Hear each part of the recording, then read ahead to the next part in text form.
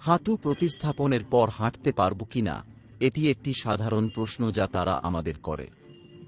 আগে এটাই সাধারণ প্রশ্ন ছিল, এখন প্রশ্ন বদলে গেছে। হাঁটু প্রতিস্থাপনের পর কখন হাঁটব? সময় পেরিয়েছে, আরও বেশি লোকের হাঁটু প্রতিস্থাপন হয়েছে, তাই প্রশ্নটি এখন উত্তর দিতে আমাদের জন্য একটু সহজ। এই ভিডিওতে আমি বলবো হাঁটু প্রতিস্থাপনের পর কখন হাঁটা শুরু করা যায়, কতদিন বিছানায় বিশ্রাম দরকার এবং হাঁটু প্রতিস্থাপনের পর কতটা ভালো হাঁটতে পারবেন। আমি ডক্টর অরুণ কান্নান, চেন্নাইয়ের অ্যাপোলো হাসপাতালের অর্থোপেডিক সার্জন।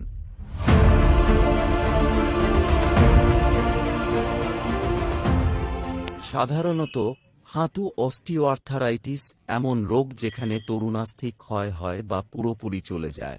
এটি একটি স্বাভাবিক হাঁটুর মডেল। হাড়ের ওপরের এই সাদা অংশটিকে তরুণাস্থি বলা হয়। তরুণাস্থি ক্ষয় হলে আমরা এটিকে হাঁটু বাত বা হাঁটু অস্টিওআর্থারাইটিস বলি। যখন এটি পুরোপুরি ক্ষয় হয় তখন তরুণাস্থির নিচে দেখানো বাদামি অংশ অর্থাৎ হাড় উন্মুক্ত হয়ে যায়। হাঁটা, দাঁড়ানো, সিঁড়ি ওঠা, এইসব সময় হাড় একে অপরের সাথে ঘষা খায়। হালকা এবং মাঝারি পর্যায়ে সাধারণত ওষুধ, ব্যায়াম, ওজন কমানো এবং মাঝে মাঝে ইনজেকশনের মাধ্যমে এর চিকিৎসা করা হয়।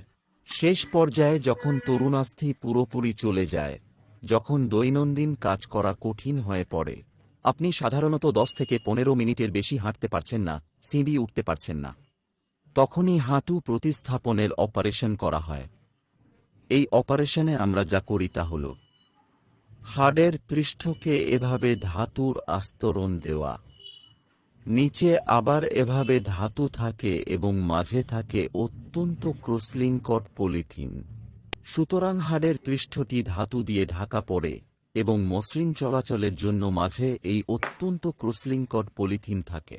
সাধারণত হাঁটু প্রতিস্থাপনের পর যদি সকালে অপারেশন হয়, তবে সেই সন্ধ্যায় বা পরের দিন সকালে আমরা তাদের এখানে দেখানো ওয়াকারের সাহায্যে দাঁড় করাই।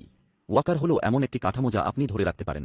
আপনি যখন হাত দিয়ে ধরে ওয়াকারের ভর দেন, তখন এটি আপনার অর্ধেক বা তার বেশি ওজন বহন করে।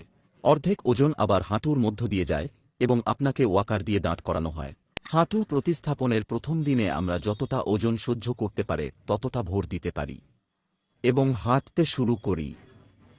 পরের দিন আমরা ওয়ার্ড বা ঘরের করিডোরে ওয়াকার সাপোর্ট নিয়ে হাঁটানোর চেষ্টা করি। আমরা তাদের টয়লেটে যেতে, ওয়েস্টার্ন কোমোডে বসতে এবং উঠতে সাহায্য করি। অপারেশনের দ্বিতীয় দিনের মধ্যে আমরা তাদের সিঁড়ি প্রশিক্ষণ দিই। ফিজিওথেরাপিস্ট কিছু সাপোর্ট নিয়ে 3 বা 4টি ধাপ উঠতে সাহায্য করবেন। এই সব হাসপাতালে করা হয় এবং অপারেশনের দ্বিতীয় দিনের মধ্যে একবার আপনি এই সবগুলি সম্পন্ন করলে, ওয়াকার নিয়ে করিডোরে হাঁটলে, কয়েকটি ধাপ উঠলে, ওয়েস্টার্ন কোমোডে বসতে ও উঠতে পারলে, তখনই আমরা সাধারণত রোগীদের বাড়ি পাঠিয়ে দিই। এটি এমন রোগীর ভিডিও যিনি অপারেশন করিয়েছেন এবং দ্বিতীয় দিনে তিনি আরামে হাঁটছেন এবং ছাড়া পাচ্ছেন। সুতরাং বাড়িতে গেলে আপনি ওয়াকার ব্যবহার করে টয়লেটে যেতে পারবেন এবং ফিরে আসতে পারবেন, এটাই লক্ষ্য। এবং ধীরে ধীরে প্রতিদিন কয়েক সপ্তাহ ধরে কিছু সাধারণ উন্নতি হয় এবং 1 মাসের মধ্যে, সাধারণত 3 বা 4 সপ্তাহের মধ্যে, আমরা আশা করি বেশিরভাগ রোগী সাপোর্ট ছাড়া ওয়াকার ছাড়াই হাঁটতে পারবেন।